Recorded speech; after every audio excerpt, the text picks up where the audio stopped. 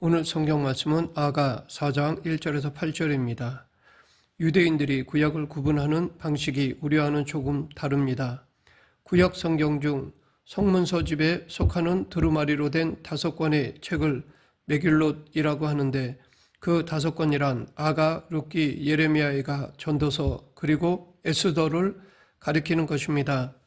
유대인들은 유월절에 아가서를 읽고 나가고 오순절에는 룻기서를, 장막절에는 전도서를, 불임절에는 에스더서를, 그리고 성전 파괴의 날이라는 중요한 절기가 있는데 이 날에는 예레미야 예가를 읽어 나간다고 합니다.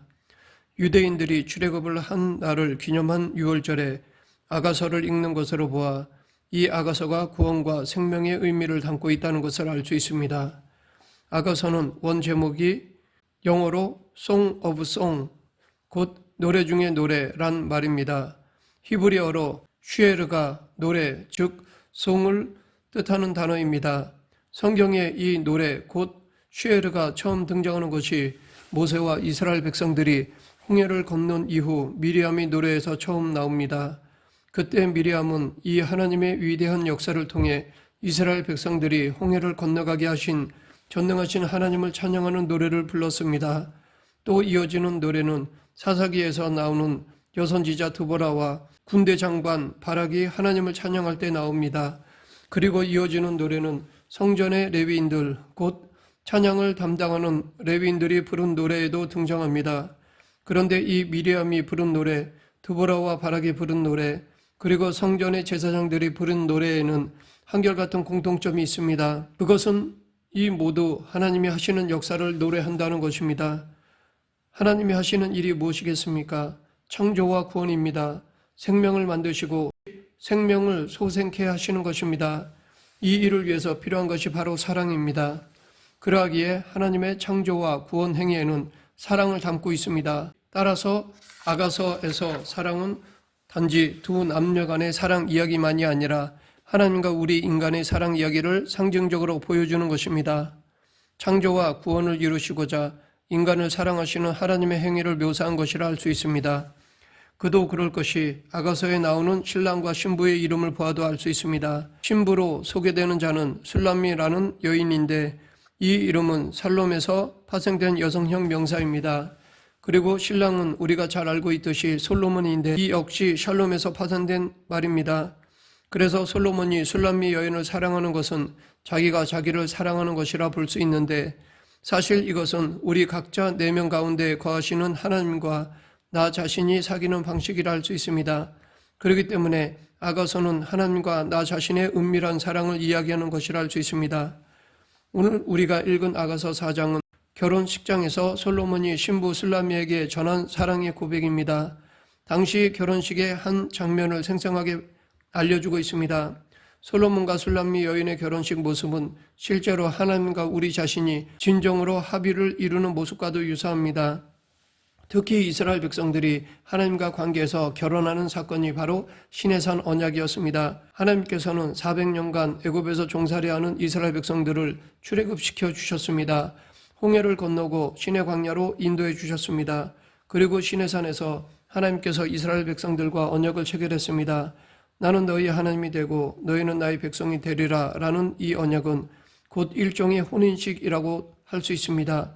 그리고 이 언약 체결의 증표로 하나님께서 율법을 수혜해 주셨습니다. 바로 그런 과정들이 솔로몬 왕과 술람미 여인의 혼인식 과정과 흡사하다고 할 수 있습니다. 하나님이 이스라엘을 자기 백성으로 삼은 것은 사람의 기준으로는 도저히 있을 수 없는 일입니다. 하나님이 인간을 자녀 삼는 것은 타당하지도 않고 더욱이 이것은 인간 중에서도 변변치 못한 사람들을 자녀로 삼은 것입니다. 이것은 솔로몬과 술람미 여인의 관계도 마찬가지입니다. 이 혼인은 신분적으로 볼 때 도저히 불가능한 사랑의 관계입니다. 이들을 엮은 것은 오직 사랑입니다. 그래서 1절을 보면 신랑은 신부를 향해 어여쁘다 어여쁘다 라고 2번 반복해서 표현합니다. 어여쁘고 어여쁘다 너울 속에 있는 내 눈이 비둘기 같고 내 머리털은 길라산 기슭에 누운 염소떼 같구나. 여기서 어여쁘다라는 표현은 신부가 객관적으로 대단한 미모를 가져서 하는 말이 아닙니다. 그냥 자신의 눈에 이뻐 보인다는 것입니다. 이것은 마치 볼품없고 초라한 우리 자신을 하나님께서 어여쁘다고 여겨주시는 것과 같습니다. 우리는 아름답거나 완벽한 존재가 아닙니다. 오히려 우리에게는 허물과 흠이 많지만 주님께서는 그런 우리를 향해서 사랑스러운 신부라고 인정해 주신 것입니다. 그런데 이 말은 솔로몬이 술람미 여인을 바라보고서 한 표현이지만 솔로몬이 그냥 한 말이 아닙니다. 다 자신의 경험에서 비롯된 것입니다. 하나님이 솔로몬을 어여쁘다고 이야기해 주셨기 때문입니다. 솔로몬은 원래 왕이 될 자격이 없는 사람이었습니다. 다윗에게는 공식적으로 배다른 19명의 아들들이 있었습니다. 이 중에 10번째 아들에 해당한 솔로몬은 왕위 계승 순위가 멀었습니다. 그리고 자신의 어머니는 다윗이 감추고 싶은 어둠이자 상처인 밧세바였습니다. 그럼에도 솔로몬이 놀랍게 왕위에 오른 것입니다. 이것은 기적입니다. 그래서인지 특별한 사랑을 받은 자라는 의미로 솔로몬의 이름을 여데디야로 하나님께서 친히 지어주시기까지 하셨던 것입니다. 그런 하나님의 사랑을 받은 솔로몬이 하나님에 대한 사랑을 깊이 새기는 차원에서 이 악어서를 쓴 것임이 틀림없습니다. 이것은 앞서 말했듯이 마치 하나님께서 작고 연약하고 볼품없는 이스라엘 민족을 특별히 선택하시고 사랑해 주신 것과 같은 이치입니다. 앞에서 읽은 1절에서 우리가 주목할 단어가 있는데 그것은 너울이란 말입니다. 이것은 신부가 쓰는 변사포를 말합니다. 당시 신부는 너울로 얼굴을 가렸습니다. 너울은 단순한 장식이 아니라 신비로움과 조심스러움을 상징합니다. 너울은 성경에서 종종 등장합니다. 창세기 24장에서는 리브가가 이삭을 만나기 전 너울로 얼굴을 가린 장면이 나옵니다. 이삭은 리브가의 얼굴을 보지 못했지만 너울 속의 신비감이 그를 설레게 했고 리브가는 이삭과 사랑하며 위로를 얻었습니다. 이처럼 너울은 결혼식 전 신랑 신부가 서로에 대해 신비를 간직한 채 서로를 존중하며 조심스럽게 다가가는 모습을 보여줍니다. 이것은 사랑하는 방식이 어떤 것인지를 말해줍니다. 끌린다고 확 당기거나 다가가는 것이 아니라 서서히 알듯 모르게 다가가는 것입니다. 그래서 사랑을 밀당이라고 말하기도 합니다. 즉 사랑은 서로 밀고 당기는 긴장감 속에서 더 깊어질 때가 많습니다. 너무 일방적으로나 모든 것을 다 드러낼 때 서로에 대한 신비감과 긴장감을 잃게 되고 호감마저도 줄어들 수 있습니다. 신랑이 신부의 베일 너머를 바라보는 장면은 단순한 신체적 아름다움을 넘어 더 깊은 영적인 의미를 함축하고 있습니다. 이는 단순히 사랑하는 이의 외모를 칭찬하는 것을 넘어 진리에 대한 탐구와 숨겨진 아름다움을 발견하는 과정을 상징적으로 보여주는 것입니다. 베일에 가려진 것 같이 잘 보지 못하는 것 같지만 오히려 가려져 있기에 유심히 보는 것입니다. 서로 밀당하며 안 보는 것 같지만 한순간이라도 포착된 상대의 얼굴을 유심히 바라보는 것입니다. 이것을 심상이라고 하는데 우리가 어떤 장면을 포착하여 오랫동안 기억하려면 마음에 그려놓아야 한다고 합니다. 잠시 바라보는 것에서 끝나는 것이 아니라 그 장면을 마음에 그려놓는 것입니다. 그러면 그것이 평생토록 잊혀지지 않는다고 합니다. 왜냐하면 아무리 작고 평범한 것이라도 관심을 가지고 깊이 들여다보면 의미 있는 존재가 되기 때문입니다.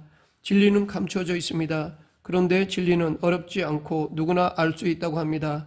하지만 진리가 쉽게 드러나지는 않습니다. 진리가 드러나기 위해서는 신랑이 너울 너머의 신부의 얼굴을 보듯이 오랜 시간과 정성이 필요합니다. 한 번에 보이지 않습니다. 오랫동안 지켜보다가 한순간에 그 얼굴을 살짝 드러낼 순간을 포착해야 합니다. 사람도 그렇습니다. 사람의 내면의 인격은 평소에 잘 드러나지 않습니다. 어느 순간에 드러나는 진심을 봐야 합니다. 그 진심을 보게 되면 그 사람이 어떤 사람인지를 알 수 있습니다. 이게 안목인 것입니다. 사람을 자꾸 상대하다 보면 사람에 대한 안목은 길러집니다. 그런데 영적인 안목은 조금 다릅니다. 말씀을 읽으면서 묵상을 해야지 어느 순간에 눈이 확 열리는 것입니다. 아고서 4장에서 신랑은 신부 술라미의 7 신체 부위를 구체적으로 묘사하며 그녀의 아름다움을 찬미합니다. 눈, 머리털, 이, 입술, 뺨, 목, 가슴이 그 대상입니다. 이 중에서도 특히 주목할 부분은 목입니다. 4절에서 신랑은 내 목은 무기를 두려고 건축한 다윗의 망대 곧 방패 1000개 용사의 모든 방패가 달린 망대 같고 라고 말합니다. 다윗의 망대는 적들의 침입을 막기 위해 예루살렘 성벽 위에 세운 견고한 방어 시설입니다. 1000개의 방패로 무장된 이 망대는 술람미 여인의 목에 걸린 보석 목걸이를 연상하게 합니다. 그러나 이 보석은 단순히 화려한 장식이 아닙니다. 전쟁에서 얻은 전리품, 곧 희생과 헌신의 결과물입니다. 술람미 여인의 목을 망대에 비유한 것은 단지 외적 아름다움 때문이 아니라 강인하고 견고한 의지, 누구도 범접할 수 없는 신앙의 절개를 상징합니다. 진정한 아름다움은 희생과 헌신의 결과로 얻어집니다. 신랑이 술람미 여인의 아름다움을 찬양했지만 정작 그녀는 자신을 아름답다고 여기지 않았습니다. 아가서 1장 5절에서 술람미는 자신에 대해 나는 게달의 장막 같을지라도 라고 고백하였습니다. 게달은 이스마엘의 둘째 아들로 광야에서 살아가며 주로 흑염소와 검은색의 장막을 치고 살았다고 합니다. 지금도 이스라엘을 가면 베두인들이 광야에서 살아갑니다. 이들을 보면 검은색 천으로 옷이나 장막을 만들어 사용합니다. 따라서 이 말은 신부의 피부가 햇볕에 그을려 어두운 색이 되었음을 암시합니다. 이것은 포도원에서 헌신적으로 일한 결과입니다. 술람미 여인의 삶은 희생과 헌신으로 가득 차 있었다는 것입니다. 그런데 이것은 외적으로는 열등감으로 보일 수 있었지만 내적으로는 참된 아름다움의 원천이 됩니다. 술람미 여인은 자신의 외모로 열등감을 느낄 수 있습니다. 왜냐하면 그녀의 검게 그을린 피부는 당대의 미적 기준에 벗어난 것이었고 예루살렘 여인들조차 그녀를 곱지 않게 보았을 가능성이 있었기 때문입니다. 그러나 놀랍게도 이러한 열등감은 하나님의 사랑을 받는 근거가 되었습니다. 이처럼 세상의 기준에서 부족함이나 결핍이 하나님께서 우리를 사랑하시는 이유가 되기도 합니다. 하나님은 우리의 약점과 열등감을 통해 당신의 사랑을 드러내십니다. 솔로몬 역시 술람미 여인의 열등감을 비판하거나 충고하지 않았습니다. 대신 사랑과 격려로 그녀를 감싸 안았습니다. 열등감은 충고로 해결되지 않습니다. 사랑과 격려야말로 열등감을 치유하는 최고의 약입니다. 계속해서 오늘 본문 7절 나의 사랑 너는 어여쁘고 아무 흠이 없구나. 솔로몬의 이 고백은 술람미 여인이 객관적으로 흠 없는 완벽한 미인여서가 아닙니다. 외모의 아름다움은 상대적입니다. 누군가를 사랑하게 되면 그 사람의 모든 것이 아름답게 보이기 마련입니다. 사랑은 객관적인 기준을 넘어섭니다. 그것은 단순히 외적인 조건에 의한 것이 아니라 마음의 문제라는 것을 알 수 있습니다. 여기서 우리가 생각해 볼 것은 우리 마음에는 완전함에 대한 갈망이 있다는 것입니다. 흠잡을 때 하나 없이 완전 무결한 것을 원한다는 것입니다. 사람은 누구나 완전한 것을 추구합니다. 결핍의 문제도 사실은 완전을 추구하는 우리 마음에서 비롯된 것입니다. 더 안전하고 더 평안하고 더 배부른 상태, 더 완벽한 상태를 추구하는 것입니다. 이런 갈망이 틀렸다고 말할 수 없는 것은 이것이 세상에 대한 쾌락적 욕구가 아닌 진리에 대한 추구로 이어질 수 있기 때문입니다. 이 세상에는 완전 무결한 것이 없습니다. 아가서에서 신랑이 신부가 이쁘게 보인 것은 마음 때문이었습니다. 마음이 바뀌면 한순간이 다 싫어집니다. 따라서 세상의 것에 대한 한계를 알기에 여전히 완전한 것을 기대하는 사람은 진리를 쫓아가게 되어 있습니다. 어렴풋이 진리야말로 우리에게 가장 완벽한 것이라는 기대를 가지게 합니다. 그 기대를 가지고 진리를 추구하고 탐구하며 알아가는 것입니다. 바로 그 진리가 하나님입니다. 우리가 하나님을 갈망하는 것도 하나님은 완전하신 분이시기 때문입니다. 세상과 달리 완전 무결한 분이시기에 우리가 갈망하고 의지하는 것입니다. 술람미 여인을 바라보는 솔로몬의 마음, 아름답기만 한 그대, 나의 사랑 흠잡을 데가 하나 없구나 라는 그 고백에서 우리가 완전하신 하나님을 만나게 되는 힌트를 발견할 수 있습니다. 결국 마음의 문제라는 것입니다. 솔로몬의 마음에 술람미 여인이 완벽하듯이 우리의 마음, 즉 우리의 영혼에 하나님이 완전한 분으로 만족되어야 한다는 것입니다. 그러기 위해서는 반대로 우리 마음이 먼저 하나님의 사랑을 받아야 합니다. 하나님의 사랑을 받을 때 우리가 만족할 수 있는 것입니다. 하나님이 주시는 진리가 주는 기쁨이 있는 것입니다. 이것은 세상적인 그 어떠한 것으로도 대체할 수 없는 것입니다. 사실 우리가 완전하신 하나님을 쫓아 사랑하는 것 같지만 그렇지 않습니다. 하나님이 먼저 우리를 사랑하셨기에 그 사랑으로 인해 하나님을 쫓게 되는 것입니다. 말씀을 맺겠습니다. 우리는 아가서를 통해 하나님 사랑으로 충만해야 합니다. 하나님이 아름답게 하시면서 사랑스럽다고 하시는 말씀을 듣고 힘을 내야 합니다. 세상적인 결핍은 아무것도 아닙니다. 이것은 단지 불편한 것일 뿐입니다. 그보다 더 중요한 것은 사랑받는 자로서 사랑하는 자로 아름답게 살아가는 것입니다. 이렇게 살 때 우리는 하나님 보시기에 흠없는 사람들인 것입니다. 우리 모두 세상에 대한 열등감이 아니라 자부심을 가지고 당당하게 사랑하며 살아가는 그리스도인이 되길 간절히 축원합니다. 기도하겠습니다.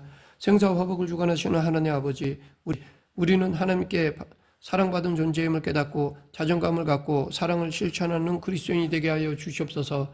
예수님 이름으로 기도드립니다. 아멘.